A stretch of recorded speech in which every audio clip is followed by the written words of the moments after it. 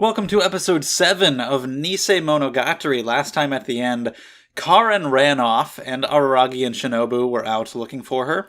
So we'll see where that goes, where everything goes with Kaiki, Senjougahara, of course, wanting to go after him herself. Gonna meet up with Araragi again soon, so we'll see. We're gonna watch it and discuss.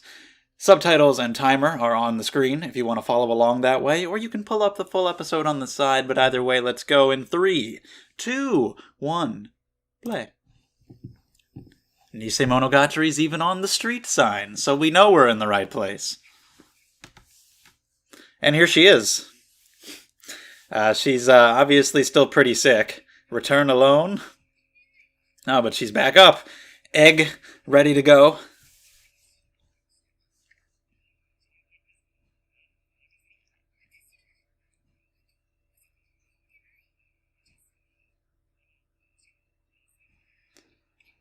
She's like, no, I'm going to handle this myself. You going to fight? She can kick your ass, dude. Even when she's sick. I know you can heal and stuff, but she'll kick your ass. Okay, she wants to go. Alright, let's do it. But while the OP plays, let me say that if you enjoy these videos, subscribe to the channel. Nisemonogatari comes out every Saturday with other videos every single day of the week. Also, check out the description down below for Twitter and Discord if you want to hang out there, and Patreon, where you can support what I'm doing on this channel. Get these videos early, vote in polls for what shows I'm going to watch, and all that stuff. Thank you.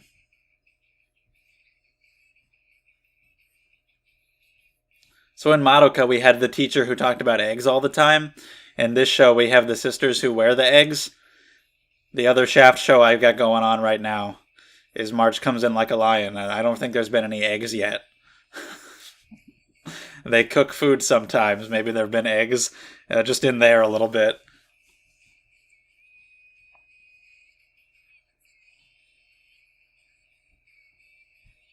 Marshmallow Justice.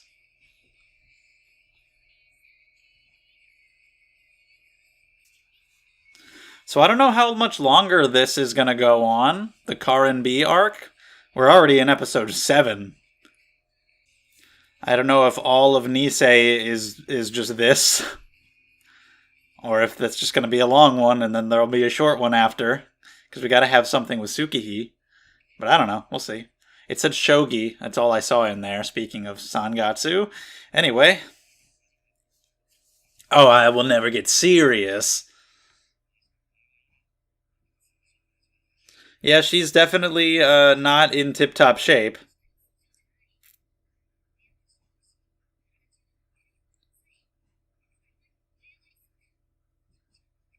They are the Fire Sisters. So she's really messed up. She's very sick, even after he took some of it away. Oh my god. Maybe that's a bit of an exaggeration, but wow. That's your best?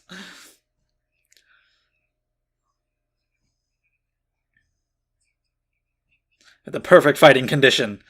Damn. She's going for the fucking... Okay, we get a fight. It's happening. God damn, what the fuck? She just shattered everything.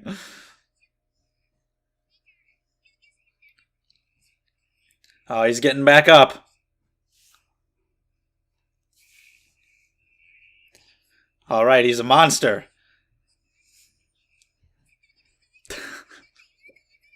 I was told never to open the 8 gates. Oh shit, we're black and white. This is serious. God damn. We're just in a straight up shonen battle. Let's do it. With some awesome animation. And some totally absurd shit. Sure. How far is he going? Oh my god. Does it? Kanbaru. That is something she would say. Holy hell, god damn! The fight choreography is so fucking cool, as always. Animation's great, art, fantastic. And it's so over the top and ridiculous.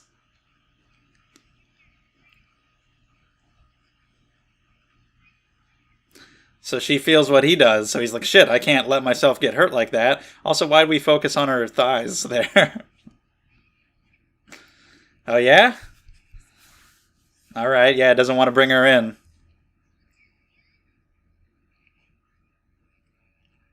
Sure.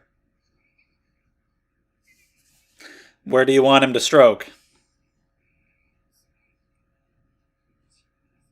There's a lot stronger things than stroking the head. Yes?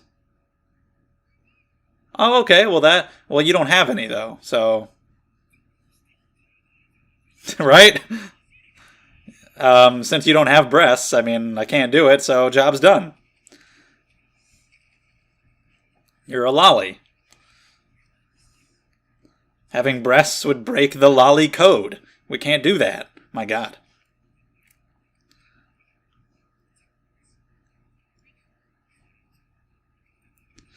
And I just love how, like, disregarding of reality the fight is, because, like, I don't know how much of it's supposed to be taken literally. Like, if it's her kicking him 100 fucking feet away, you know, obviously she shouldn't be able to do that, and she should have no idea that he could survive such things. Like, it's just crazy, ridiculous fun just for the sake of it, without taking it super seriously. It's just awesome. It looks so cool. I don't know if anything will ever beat the fight at the end of Kizu. That was insane. But it's cool. Okay. You can't beat him because he'll never give up.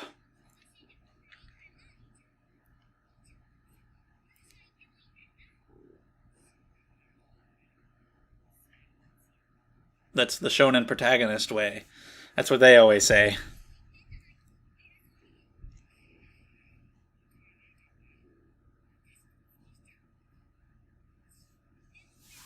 Yeah?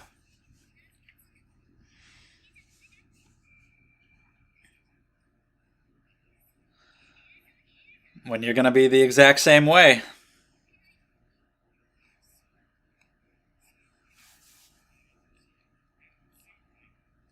She's pretty damn strong. But that's not what he means.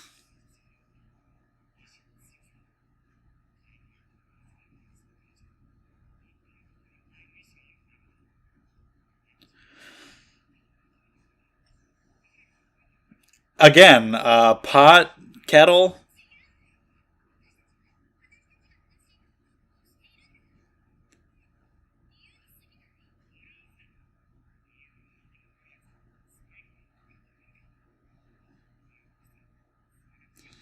But I see what he means.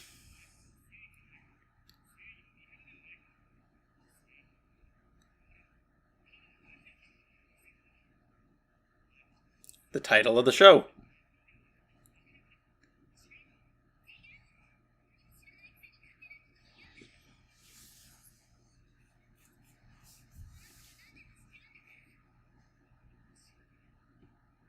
Of course.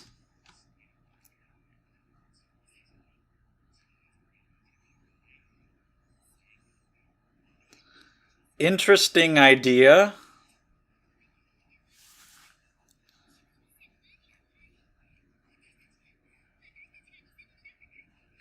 She says we're still helping people. So what's wrong with it?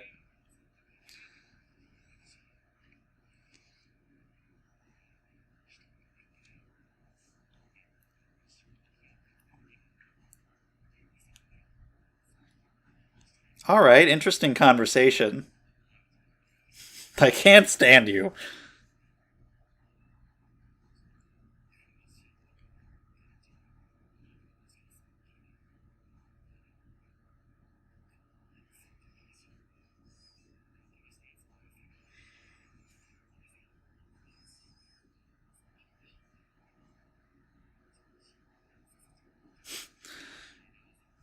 Of course, he's someone who always helps out others. And then you say something like that. But of course, that's just who he is. That's just what he does. Yeah, it would be. It's kind of for his own sake, making himself feel satisfied by helping others. I'll have to go back and look at that whole conversation again after the fact and talk about it in the discussion. I liked the way it was presented though, visually and the way it panned out. That was cool. Good moment between siblings. And so here we are. We're the naughty Ferris wheel. We're confronting Kaiki right now, him and Senjougahara, in a fucking carnival, which is awesome. That's the best place I could have asked for.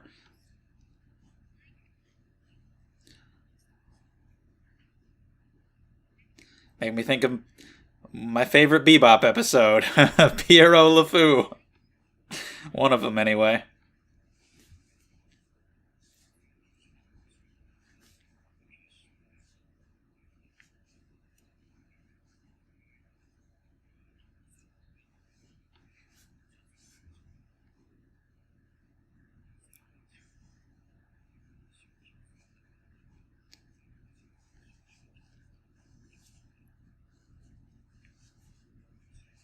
Oh, that easily? That would be good. You don't want to deceive the middle schoolers. Okay, that's good. Yeah, help her out.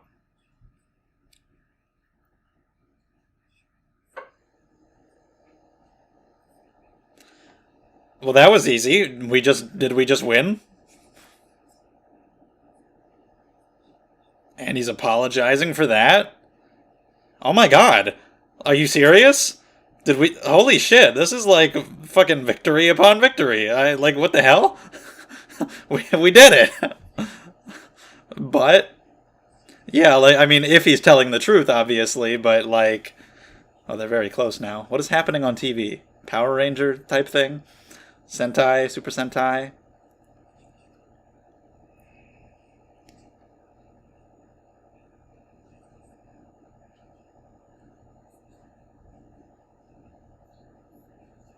No. This music is pretty intense. Okay, yeah.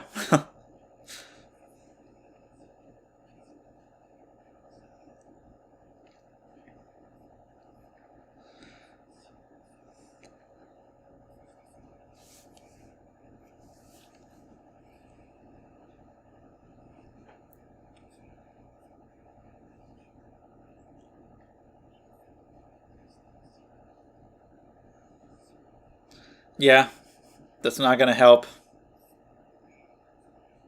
Can always have money though. It's always nice to have.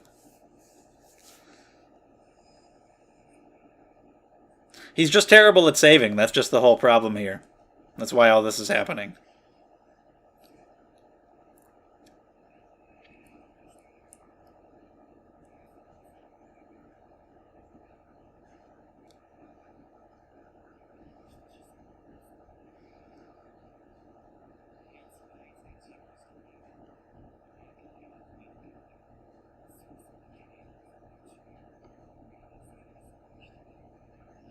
Coming alone was definitely not wise.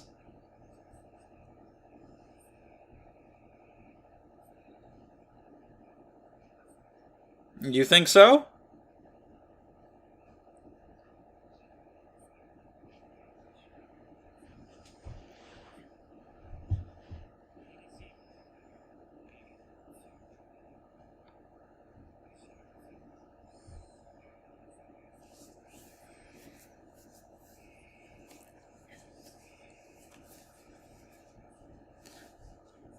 I suppose, even though he sees himself in the right, he views his actions through that whole lens of money that he was talking about before. He doesn't really see people reacting against it the way Karin did as wrong either.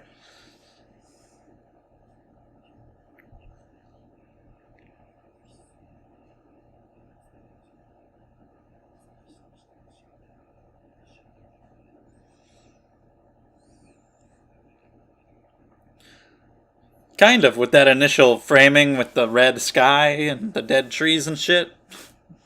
A fake. A Nisemono.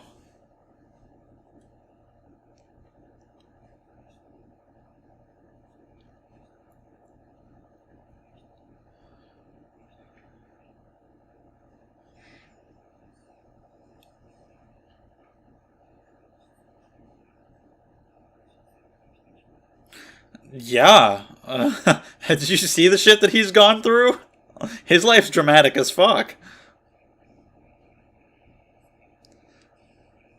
Nice. Yeah, that's cool.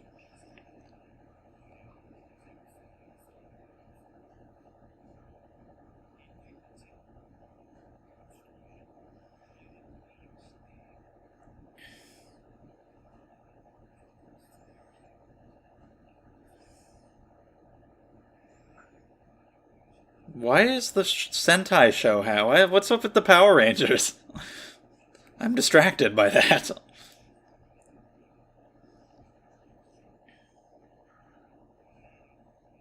I'm not familiar with No Oddities? Okay. I have a friend of a friend who might be a friend with an oddity or two. I think he's heard of that one.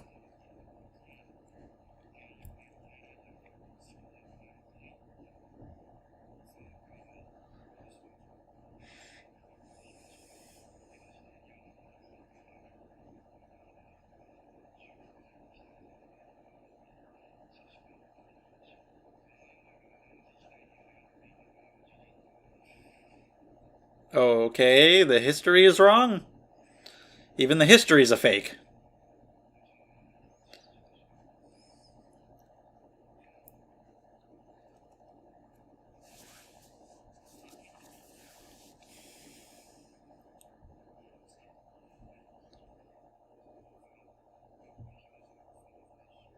What?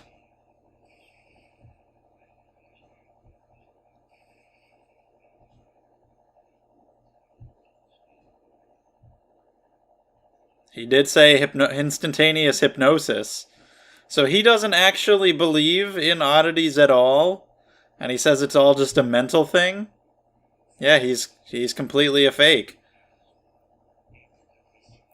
It's definitely not just psychosomatic or anything like that. With all the other oddities we've experienced. With Karan, apparently it is, unless he somehow unwittingly actually used that oddity on her, but I don't think so.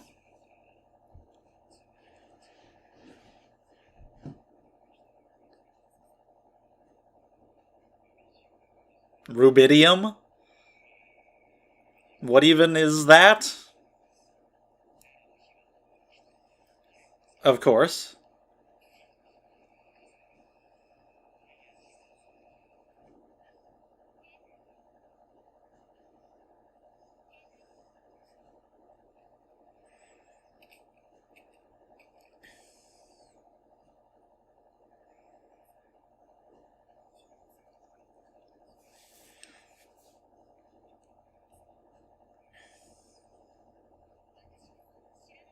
Wow.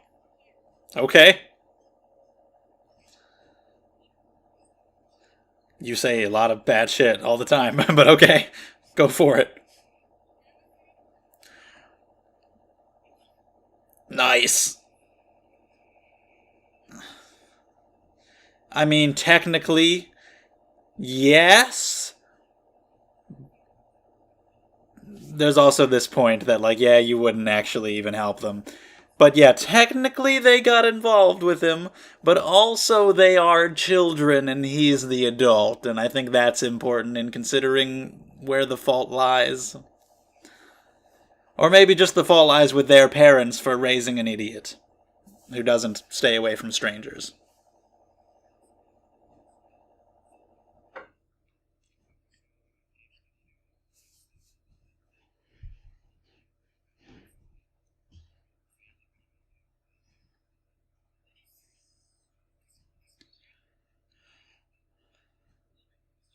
Nice.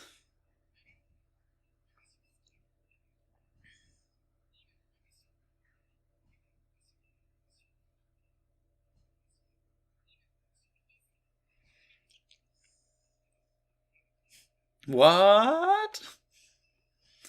Oh, they're in a relationship.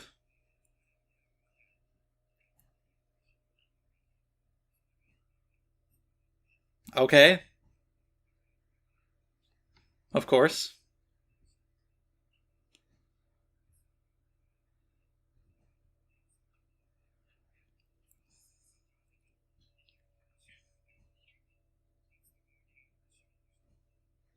Okay. Well, that's great. He's dead.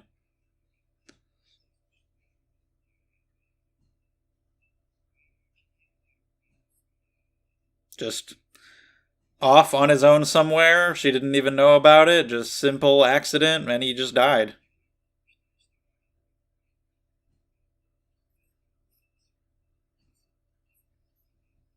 Yeah, that might not even be true. She's like, why would you know that? Unless he killed him. Oh, yeah, I ran him over.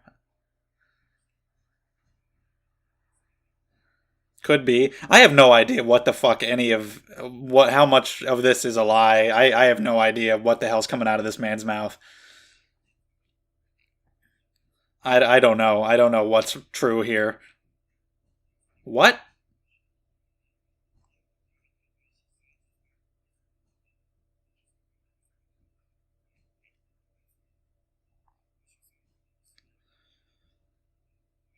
Well, that's what?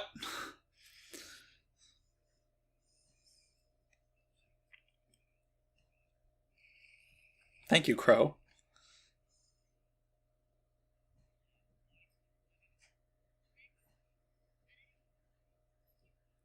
Well, I mean, no, that's not really the specific concern. Was it?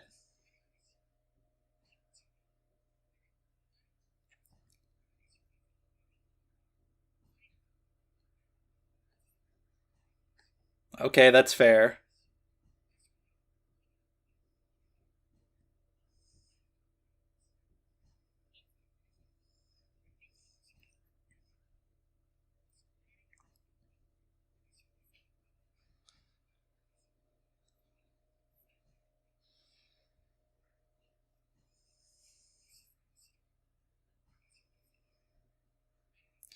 But, I mean, because of everything that happened afterwards with him being so selfless for everybody else, too, is why you really fell for him. So, that's different than just any random person. Oh, yeah, she said she had something he had to do, but didn't tell him what it would be.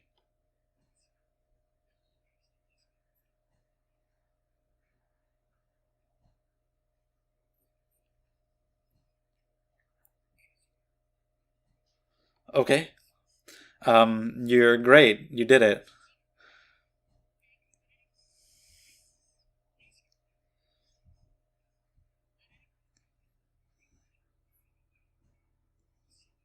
You have to compliment me, because that's what boyfriends do.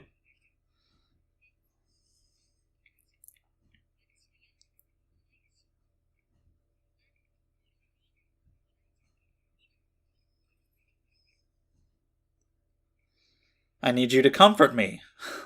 Because yeah, really. I clearly just went through an emotional experience.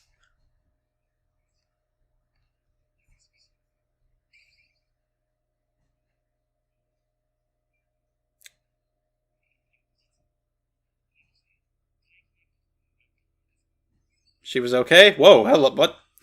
What? What? Oh, okay. All right, sure, why not? Okay, so we did it? That's the end of this arc?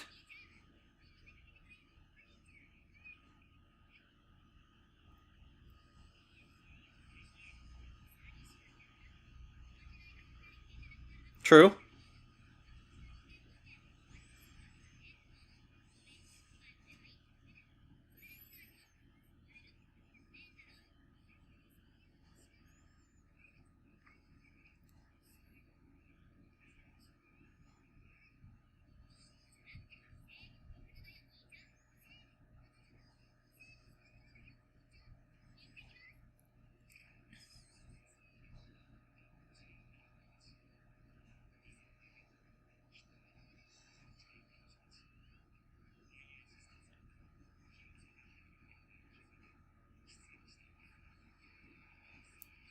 You never really know how it's going to resolve in Monogatari. We had that big-ass fight with Karin, so you never know.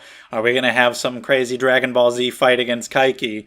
But then it just resolves by just them standing there and talking. You never really know. That's usually the case with Monogatari. It's what I usually expect, conversations. But you never know when the crazy shit's going to happen. So I don't know what the deal is going to be with him going forward.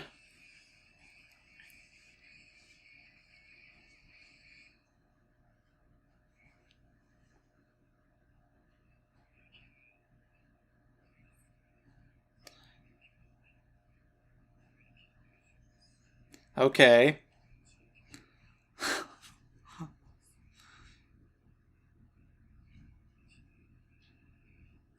Didn't have a flip phone anymore.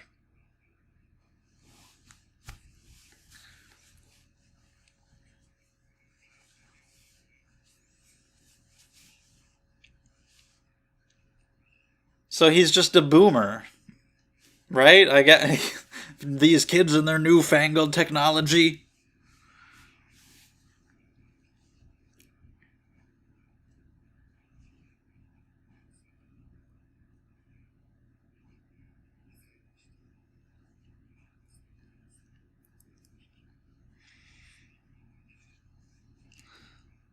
This whole thing is just him going on about his phone.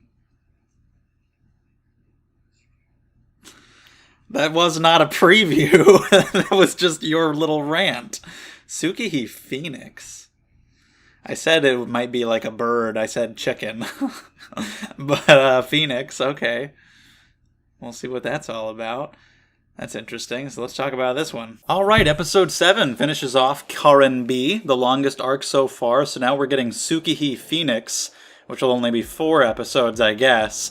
I had said that it'll be some type of bird, because I guess there was bird imagery. Was it on her clothes or somewhere? And then I said maybe chicken, because of all the eggs. But Phoenix, that's interesting, just from the name alone. Whatever that's going to entail, we'll see. There's not as much time to cover it. I guess Kaiki won't be involved, so I have no idea. But we'll get some more screen time for Tsukiji, and whoever the hell else. They've been foreshadowing things with Mayoi, but that might be for a future show. Anything else with Hanekawa, Sengoku, I have no idea who could show up at any time. If Kanbaru gets involved, that's cool. That'd be fun. I'm into that. But whatever. Also, I noticed that in Psychopaths, I say Yayoi.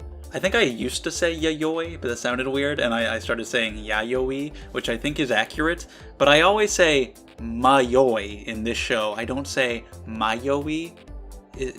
I don't care, so honestly, don't even answer this question. I'm going to say what I want. But either way, we finished off Karin B, and we did have a big shonen battle in this finale, but not with the villain, just Araragi versus Karin, which was awesome because it's a Monogatari action scene, so it looks amazing. I love the choreography and direction, the animation and the art, the over-the-top breaking of reality that they do is just so much fun. So much of it is obviously not literal, but that doesn't matter at all. Like, how much of it you may or may not consider literal. Like, I don't think she can kick him that far. I don't think she would, knowing that, without knowing that he has vampiric healing. It's all just totally crazy. And that's, I guess, a result of just so much of it being from Araragi's perspective. You never see background characters or background things that aren't essential to him. You get so many shots from his point of view, looking at people the way that he does. And so I guess, to him, a fight with his sister is like this really huge deal. And maybe if he's telling somebody about it after the fact, he might exaggerate it, like, "Oh yeah, dude, she kicked me like 100 feet into the wall." But I love it. It's so much fun. It wasn't the best one because, like, the fight at the end of Kizu probably can never be topped by anything ever. And some of the ones in Bake felt way more serious, like when Kanbaru Monkey Paw fought him, and that was like really brutal. And you got that shot of his face, and I was like, oh, I think did I use that in the thumbnail? I maybe. And there's just blood going everywhere. This one wasn't as intense as that, but it was fun, and it looked really cool. So you actually get a big fight with her, and I love the visuals of the whole thing after the fight too, like when they were having their conversation and everything was like coming down around them. That all looked really, really cool. And I just love the stylization that Shaft does. But yeah, there's a lot of interesting conversations in this episode that I just kind of had to listen to in the moment and think more about after the fact to talk about them here. And especially complicated with Kaiki as I try to parse what the hell even was the truth out of his mouth. But with Karin, I like the way that was settled, where him and Senjougahara could then go off and confront Kaiki on their own. The way that him and Karin kind of resolved their issues there, and how he talked about them being fakes. That's, of course, the title, Nisemono. Fake story, I guess, with Monogatari. Or imposter, I think I've also heard it said, but either way.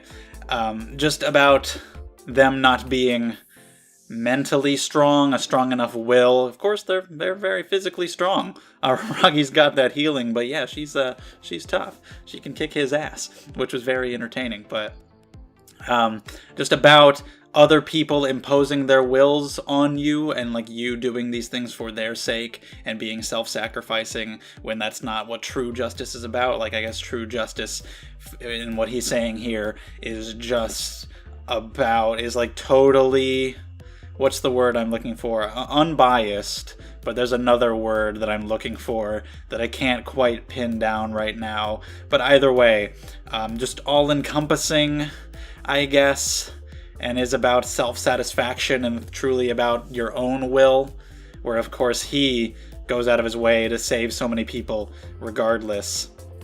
He'll just do it for basically anyone, whereas they're being more selective. But this was an interesting conversation to watch play out, because I like that he says that, like, you are in the right and I am proud of you, and they're like closer to true justice than anyone. So even if they're fakes, they're still doing good and they're still doing great work. And I guess true justice, you know, what even is that? Can that really be achieved in any way? When we always have to approach these situations from a human perspective, you can't really eliminate bias entirely in these scenarios. So can you ever be sure that what you're doing is the truest form of justice imaginable? Or do we just have to do the best that we can? And I guess that's really where it's coming from there. Like, justice isn't a thing that exists. Like, it's a human concept, and even what justice is going to be subjective from person to person in different situations. Like, if you're talking about punishing somebody for a crime, it's justice for that crime, you might argue as to what the punishment should be. So, like, it really all just does come down to our opinions and our actions, as far as I can tell, and they are taking these actions to help people. And I think that's really all that matters. Let me know your thoughts on that whole scene and this whole justice thing. It's something to think more on later, likely, after I've seen more of the show and everything. But for now, I did enjoy the scene and their little conversations they had about it, and how he kind of praised her at the end there. And it seems like we're kind of touching on this theme about fakes and everything being super dramatic. Like, they bring Hanekawa into it, and she says that she knows everything. But Araragi, of course, says, no, she doesn't know everything. She just knows what she knows. So, like, maybe you'll have some of these people that seem like they know everything, or they seem one way, but it's just actually a facade. It's just a fake, but that's okay. That can be just as good as the real thing. That not everything is this big, huge, dramatic thing. That it can be more simple than that.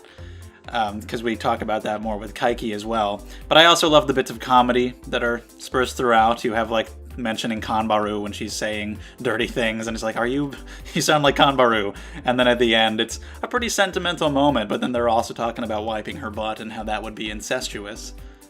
And then later on, you get some naked sisters just cuddling together. For warmth? I don't know. I don't know, but either way, that was a sudden thing to cut to. Or Shinobu talking about fondling her breasts. All right. But yeah, Shinobu, she feels what he feels, so we'll get back to that later on.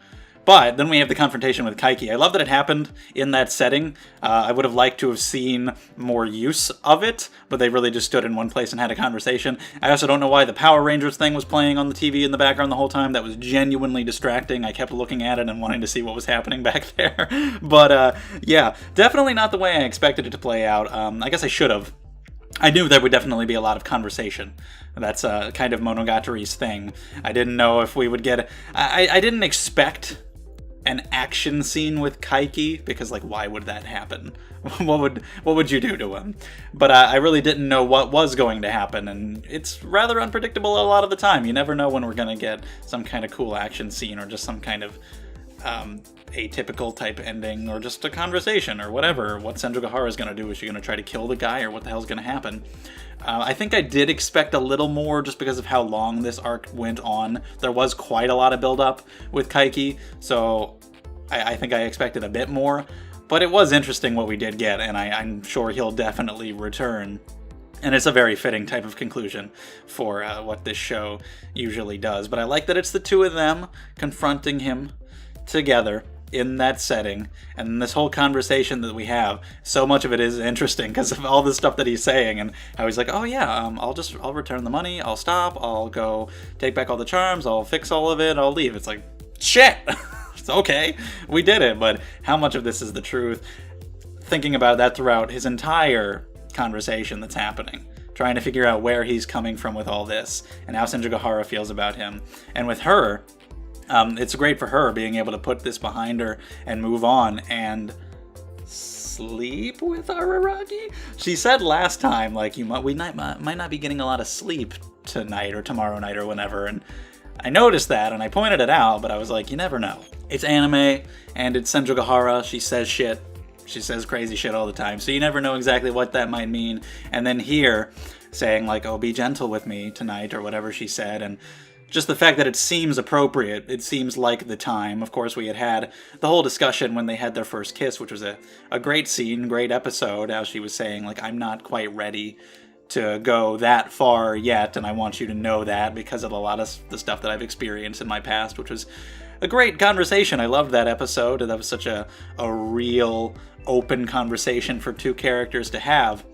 But now, as more time has passed and she's been able to sort of move on from there and put that behind her, now kind of seems like the time to get that done. So I think that's what happened, and it's all really funny too, just saying like, oh yeah, you have to praise me. Praise from you means absolutely nothing, but I'm the emotionally traumatized girlfriend. You have to compliment me and comfort me and all this stuff and all these times. And he's like, who's the real con artist here? But it's not totally for sure that that's what happened, just because, again, like, it's Senjougahara, she says shit, and it's anime, but it seems like it.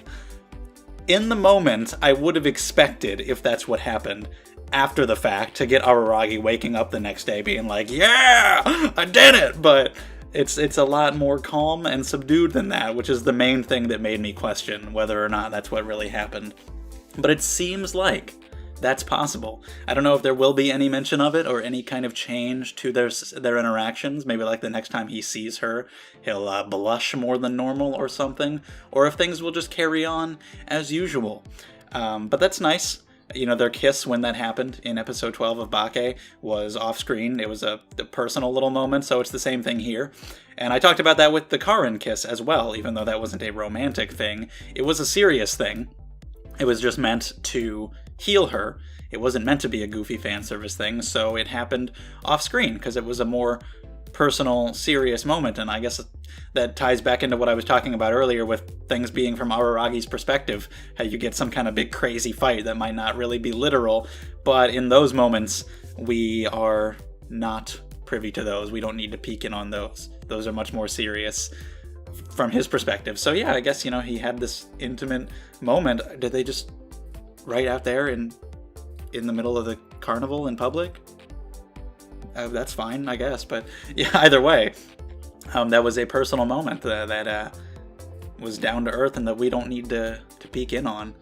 But yeah, all the stuff with Kaiki himself now. He's very entertaining to listen to, so I can't wait to see him again in the future and learn more about him and see what he gets up to after this. But yeah, that he apparently doesn't actually believe in oddities himself, and she wasn't actually affected by the Cinder Swarm Bee at all. It was just apparently instantaneous hypnosis, making her body think she had been affected by it. Of course, we know that that's not the case for all of the others, but he really was entirely a fake, and yet, as we were saying before, a fake can come out just as good as the real thing, because she was really heavily affected by this. She was horribly sick. I mean, she went into detail at the beginning of this, before her fight with Araragi, describing how she was feeling, and it was really bad. So those charms and everything, he didn't think that that would actually cause any kind of snakes to do anything with anybody or anything like that. He doesn't believe in that kind of stuff. But I just love all the stuff that he's talking about Senjougahara losing her charm and being less dramatic now, not doing anything that wouldn't be for money. And I like when he says that Karin was in the right. I guess where he's coming from there, like I was saying in the reaction, is that he totally justifies his own actions, which he did with Karin in that scene. But I guess he also doesn't consider it wrong for anybody to move against him. Like, they're coming from an understandable personal place as well, so that she was right. It was just, kind of mishandled coming by yourself. There's just a lot of interesting topics, like Senjougahara maybe having some kind of feelings for him. He's so mysterious that all this shit he's saying, you're like, what is he trying to get at here? How much of this is the truth? So he says that she was in love with him, and I was like, wait, what? And Hararagi's like, wait, what?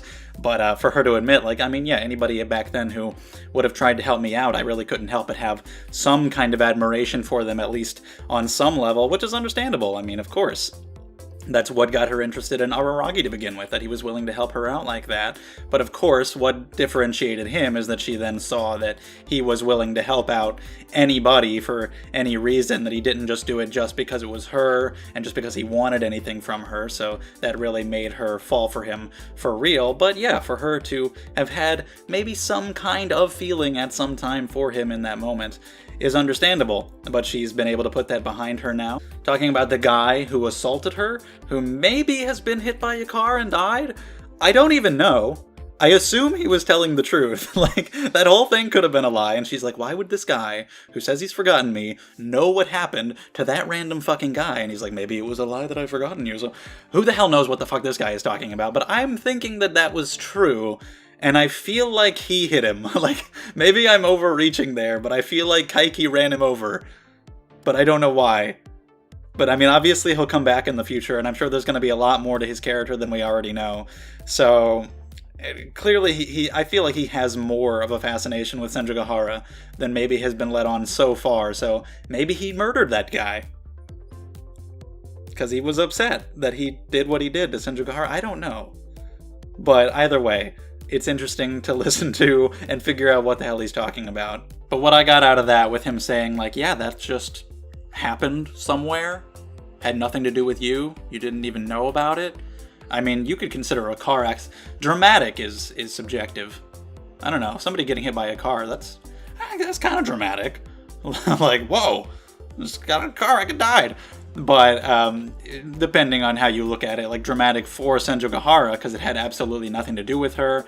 Car accidents do happen. It's not like he got into... it was on a plane that crashed into a volcano.